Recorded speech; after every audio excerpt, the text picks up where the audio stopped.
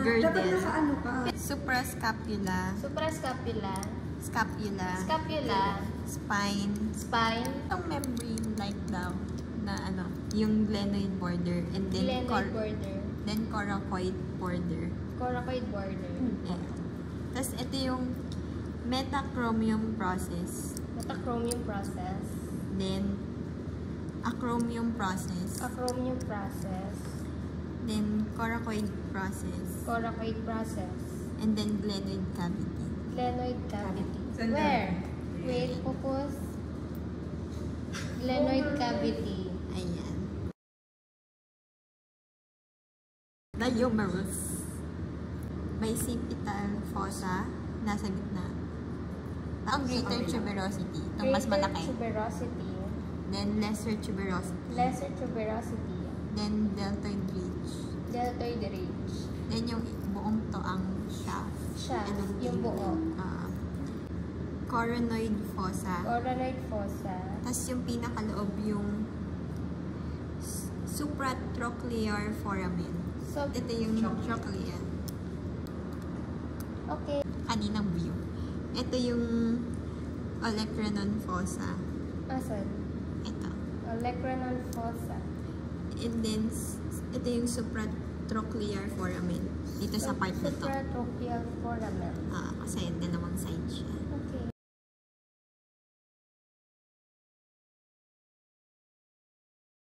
Ano yung... Right. Yeah, right. Yeah, right. Yan. Epiphysis, epiphysis. Yan. Tapos ito yung olecranon process to hook here.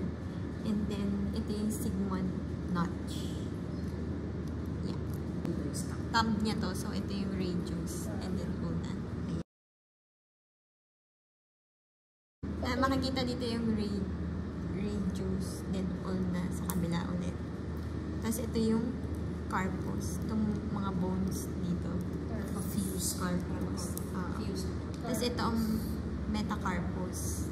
And this is this artificial. May view daw to. Hindi, tama to. Ito yung ilium. Ilium. And then, ito yung nasa may loob yung articular surface for sacrum. Where? Ito na dito. Okay. Dito. Okay. Tapos, ito yung pubes. Here, dalawa. Yan. Base lang dun sa ano. Then, Tapos, ito yung cotyloid bone. Then, acetabulum. Pinaglalagyan ng hind limb. Tapos, pubic symphysis. And then, issue.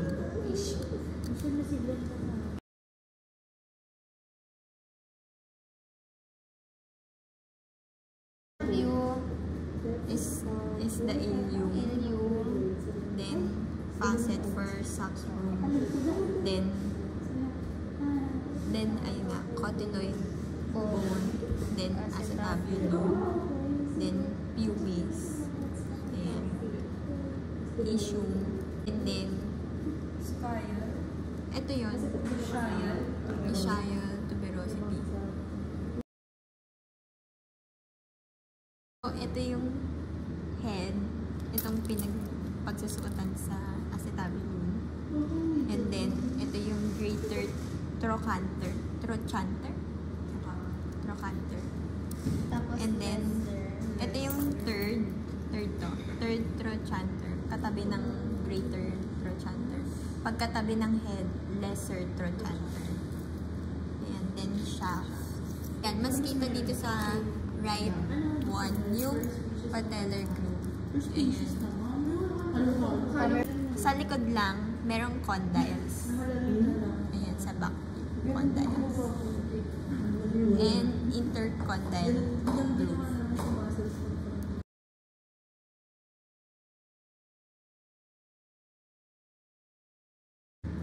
Hindi ko mahanap yung proximal epiphysis, pero parang ito yun. Dito. Tapos, ito yung menial crest. Here. Basta palubog siya. Kapag makikita mo ay. Then, fibula, and then tibia. Yung fibula. Ito yung tarsus, mga fused bones here. Basta, Yan. oo. Tapos, nasa baba niya yung metatarsus and then the phalanges. Ito po, dito po yung cervical vertebrae. Cervical vertebrae. And then, ito yung dito. Ayan. From here, here. Ayan. Tapos, ito yung thoracic vertebrae hanggang dito. Hanggang dito siguro. Thoracic vertebrae. Sa last na ano. Tapos, ito yung lumbar. Lumbar. Hanggang dito lang sa malalaki. Tapos, itong maliit na portion ito, yung sacral. Yung capitulum.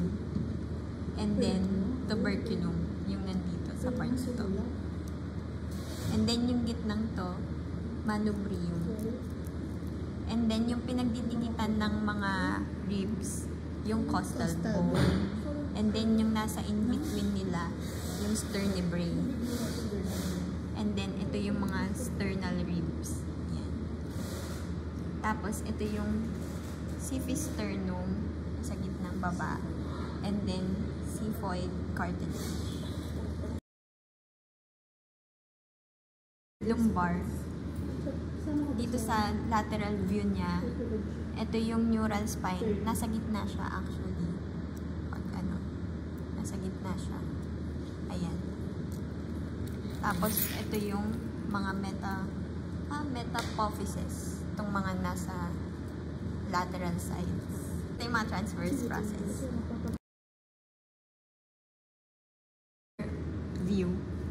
Ito yung metapophyses. And then, ito yung neural spine. Yung palubog dito, ito yung neural canal. And then, dito, may parang medyo slight na umbok.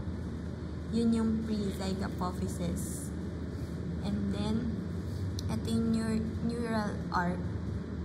Centrum, yung nasa may taas na part. Yan. Yan. Tapos, again, ito yung transverse process. And then, nasa baba itong mga hypophysis. Meron kasing mga tusok-tusok din sa middle part. Yun yung mga hypophysis. Ito lang yung atlas.